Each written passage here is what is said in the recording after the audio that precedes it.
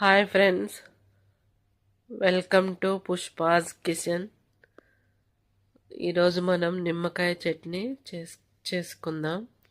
ముందుగా నిమ్మకాయల్ని 1/2 కిలో నిమ్మకాయల్ని తీసుకున్నాను. ఈ విధంగా పొడి క్లాత్ తోటి నీట్గా ఒక్కొక్క కాయని పట్టుకొని నీట్గా క్లీన్ చేసి పెట్టాను. విధంగా మొత్తం అయిపోయిన తర్వాత చిన్న చిన్న పీసులుగా ఈ విధంగా ఒక్కొక్క కాయని కట్ చేసుకున్నాను. ఒకే విధంగా ఉండేలాగా పీసుల్ని కట్ చేశాను. పూర్తి పీసులన్నీ ఒకే విధంగా కట్ చేశాను. కట్ చేసిన పీసులన్నీ ఒక బౌల్లోకి పెట్టేస్తున్నాను నీట్గా. దాని తర్వాత కావాల్సినవన్నీ ఇదే విధంగా కట్ చేసుకున్న తర్వాత ముందుగా మనం ఒక 50 గ్రాముల ఉప్పు తీసుకుందాం. 2 స్పూన్లు పసుపు వేసుకుందాం.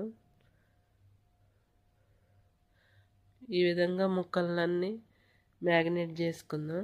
పూర్తి ముక్కలకన్నీ పట్టేలాగా ఈ విధంగా చేతులతో నీట్గా కలుపుకుందాం. కలిపిన మిశ్రమాన్ని మొత్తాన్ని ఒక ప్లాస్టిక్ బౌల్లో వేసుకుందాం. వేసుకున్న తర్వాత 1 వీక్ దాకా ఇలాగే స్టోర్ చేసి పెట్టాలి.